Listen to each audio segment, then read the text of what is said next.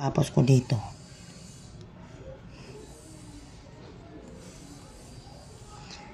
Tingnan mo, hindi yan tinapos ang pagmamap.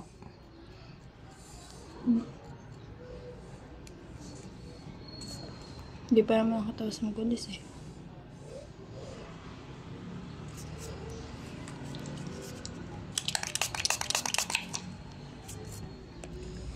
Grabe to, nanay.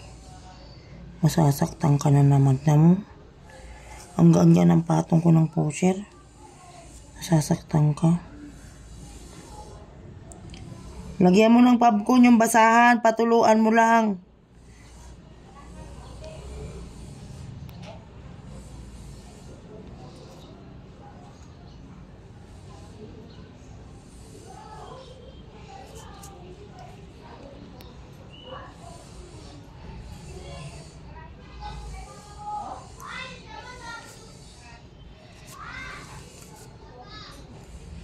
Okay naman yan, hayaan kayo.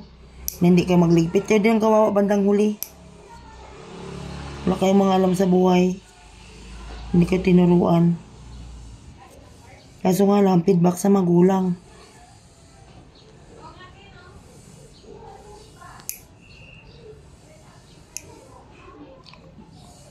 Umaano-ano si nanay. Nakaram naman ako sa isa dito sa likod. Nakiliti niya nga akong likod.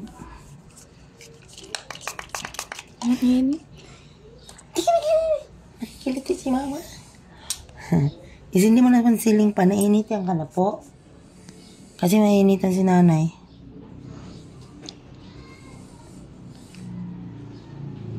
Tinanggal pa kasi yung puno. Tama na rin yun. Kasi pag nagbabagyo, di ba yung hagdan dyan gumagalaw-galaw? Paano? Bakit? Siyempre yung puno pag gumagalaw. Paano kung bigla mag-crack yan? Di tayong nalaglag dito. Collapse. Dito nakabaon na yung dito sa pader. Po? Nakabaon na yung puno. Hindi po. Nakaano naman siya. Kaso lang, di ba malaki na siya, nay? Pag minsan masyadong malakas ang hangin, parang nakakatakot din siya. Oo, mabagsak ang kayo. Kasi buti kung kami yung yung bahay ba, dito pa naman tayo sa kanto. Third floor yan. Buti kung kasunod natin bubong.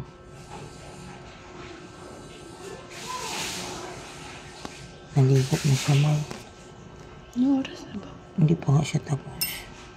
Nanay, magpupus ako ha. Kat mo muna. Ang bait naman. Hindi ka nagre-reklamo. Pero na, pag inabot ng baltik yan, ko sa'yo, mawinda ang airdrum mo dyan. Sumitili. Tala pa yung babae. Ngayon, wala reklamo siya. May tutukan mo dito. Kita mo.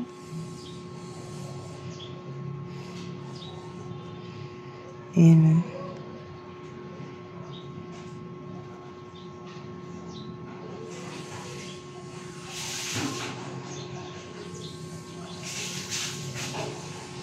May baho ba ito? Yung nga tinanong ko sila kung gusto niya na kumain eh.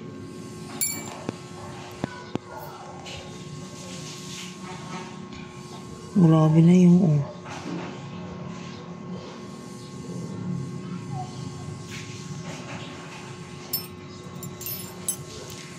masakit na. Ikaw rin kasi nagpapadami ng eh. Kaya nahihirapan ka tuwing papalinis.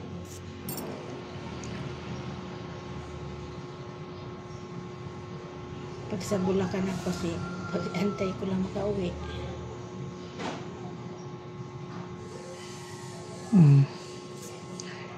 Doon ka na talaga nag-i-stay. Kita, May?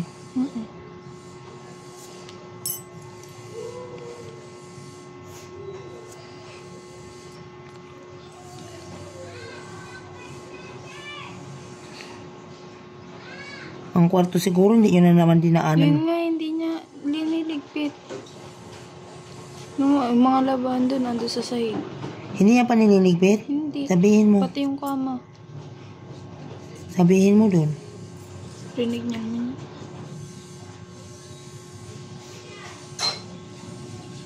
Rinig niya paano kung bingi-bingi na naman. Rhea, yung kwarto.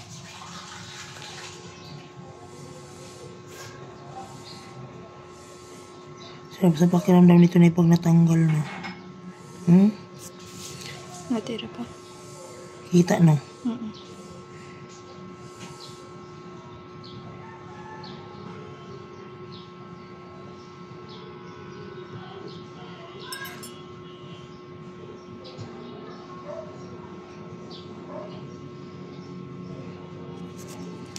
Meron pa. Meron talaga.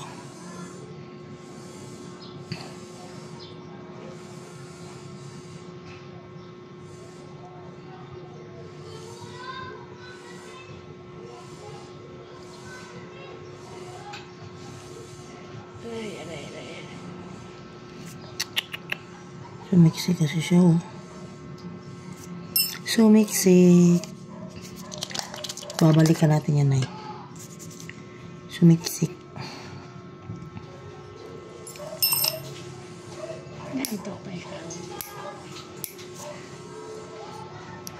Sabi kagigising ko lang po. Wala pa sa kondisyon. Ha? Tingnan mo to. Ayan. Idiin mo na eh. Yan. Ayan oh.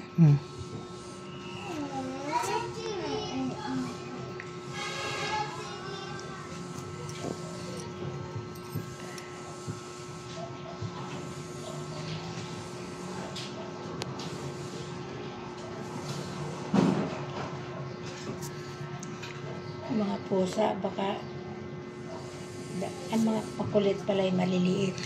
Kaya nga po na, pinamimigay ko nga yan eh. Yung pusa namin maliit pag ganyan ba, iiyak yung busok kapatid. Di naman. Kaya pag may tayo siya nagdadakot, wag lang itapon yung mga anak. Ah, hindi. May mga inahan din kayo. May inahin ay may maliit. Kaso na namatay yung maliit. Dalawa din anak. Parang may lahi yata yung pusa niyo eh. Mayroon. Kaso nagkasakit. Ay. Grabe. Balikan natin tong maliit dito.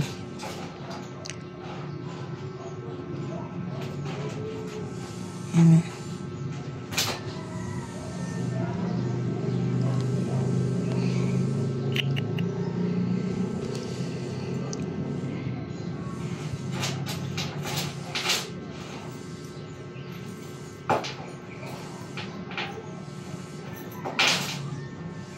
Ako yun. Ako ting. Lalaro. Pag talaga napunit mo yung wallet ko, nakuting ka.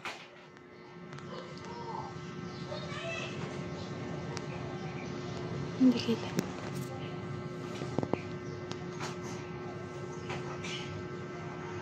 Ito na, masakit ito, di ba?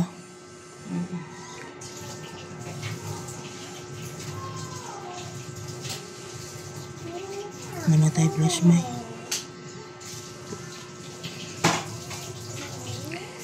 Ayan mga. Hindi na natin pilitin, baka magsugat. Lilitaw na lang yan. Hindi naman kasi oh. Yung nababad siya, nag-angatan yung mga ano niya oh. Yan oh. Diba?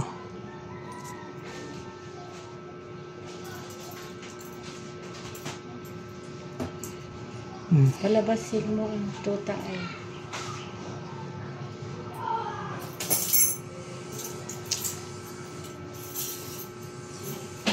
Ano yan?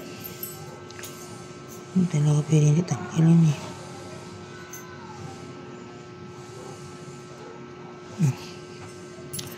I'll be there.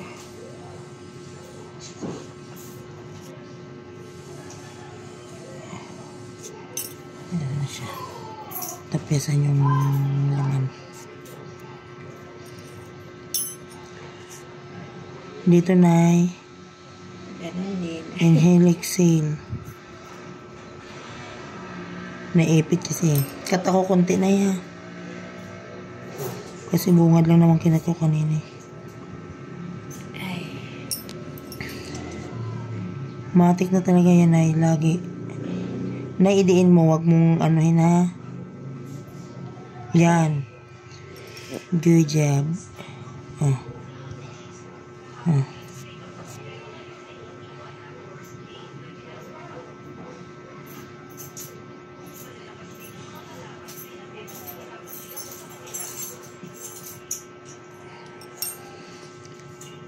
Winwin na nga aga nagligo. Pumasok ngayon 10:28 nakaraan. Hindi. Ano gawin niya dun? Maaga pa sa teacher. Ang teacher darating yan alas 12.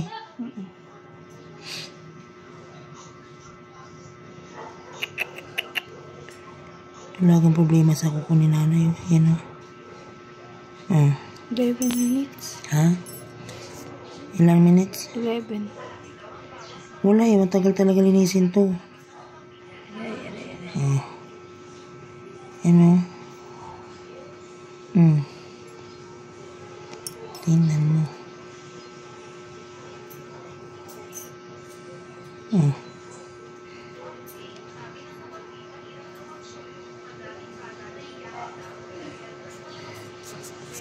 Sabi nila, di ba, mag-gloves? Kung ganito ka ang case ng paa ng lilinisan mo, mag-gloves ka. hindi mo mapapansin. Hindi ka mo, hindi talaga yung baka puro sugat kasi Hindi mo mararamdaman. oo, hindi mo makukontrol eh.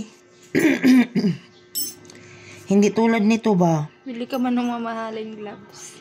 Kahit na, hindi mo kahit ano pang mamahaling gloves ang gamitin mo dyan, hindi mo makukontrol kasi ang nipper madulas yan.